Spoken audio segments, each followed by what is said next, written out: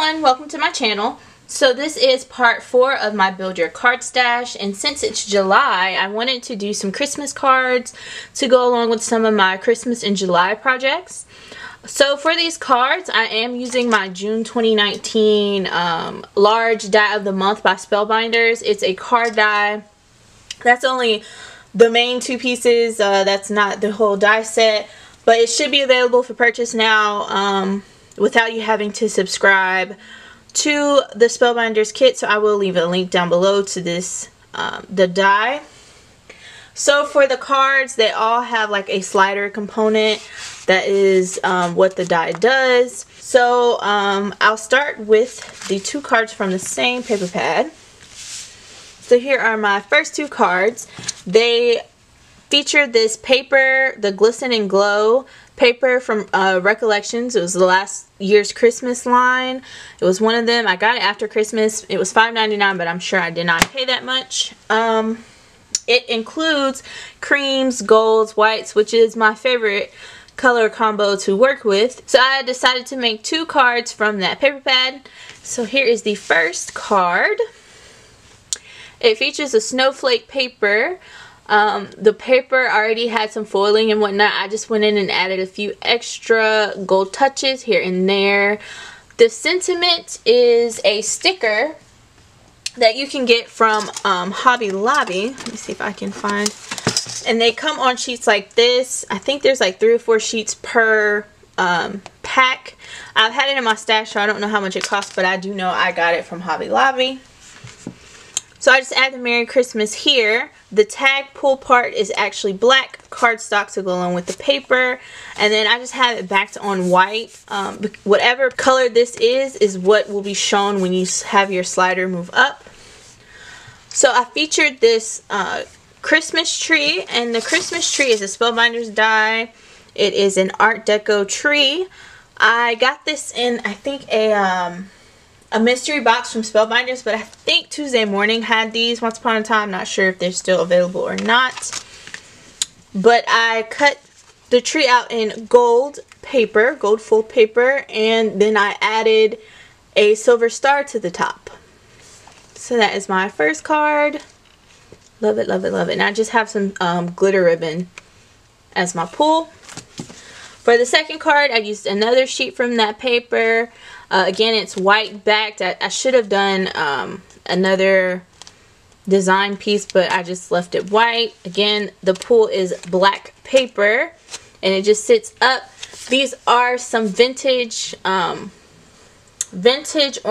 and this is also a Spellbinders die. I don't have the packaging with me. I just have a couple of the dies, so this is how one of the dies looks.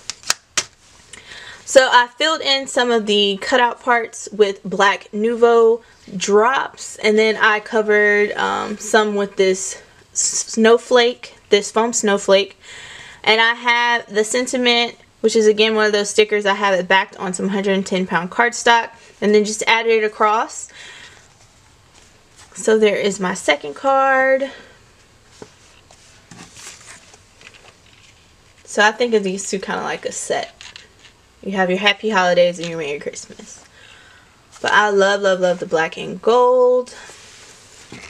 So that is those cards. For this next card, I actually used paper from this paper pad. It was gifted to me, but I know my Tuesday Morning still has some of them. So I used the Craft and Gold Christmas Tree page from this to make this card. So I cut it so the front and the back are the same. This card is cardstock is one-sided. So when you pull the tab, you actually see the craft and you get to write on it. And this again is one of those stickers. And the pull, I didn't use the full die. Let's see. So this portion is the pull die. I just used the scrap of the same paper, so it all just kind of goes together, and centered it so I had the hole and just used it as the pull. It works just the same. It moves a little more freely actually, which I kind of like. The kit also comes with these little half circles. You cut 2 and you can make an arch. or like a wreath. So that's what I did for this one to add more stability to my wreath. This wreath is a Spellbinders die, and then I cut it out of this cool neutrals, this green color. This is still available at Tuesday Morning. I've recently seen it. And then I just colored over it with my Spectrum Noir markers.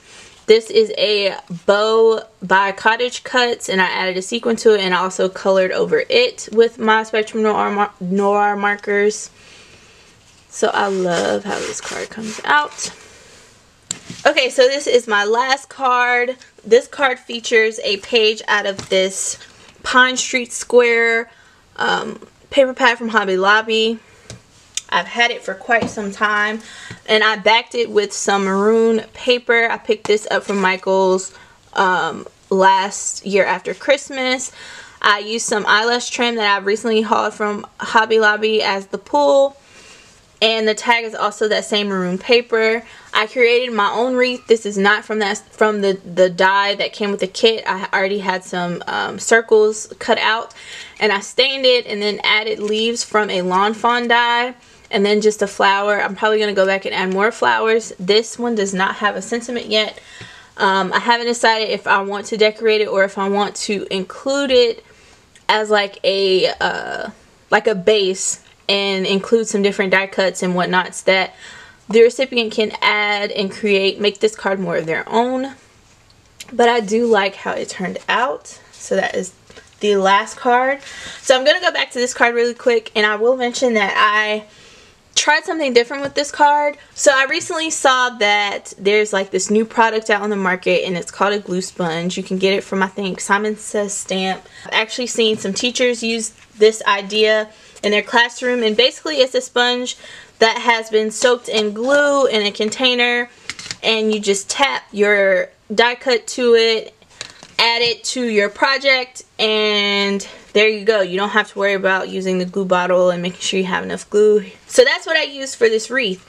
So basically you would just, I just have this random Santa suit. So basically you would just use your tweezers or your fingers.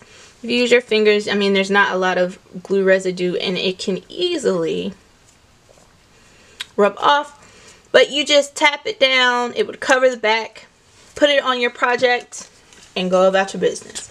So that's what I use for this, and as you can see, everything is pretty much in place. There are some leaf edges that are loose, but I actually like that since this card pops up. It just gives more dimension when the card is standing. So I don't really mind that at all.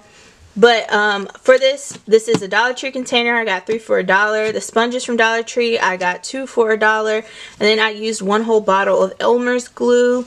You just add some glue, put the sponge in, add some glue on top, let it sit for at least 24 hours, and then you can start using. So that is my little quick DIY and share. I mean, everything's in place. There's no issues that I can see with the wreath. So I will try it on some other projects and just see how it works out. Here are my 4 cards with different pop-ups. Only these 2 being a wreath, and only this one really being the wreath true to the card kit. But yeah, I just wanted to come and share that. Hopefully this inspires you to create some non-wreath cards if you have this card kit, or possibly buy the die kit and use it. Alright, so that is all that I have. Thank you for watching and have a good day.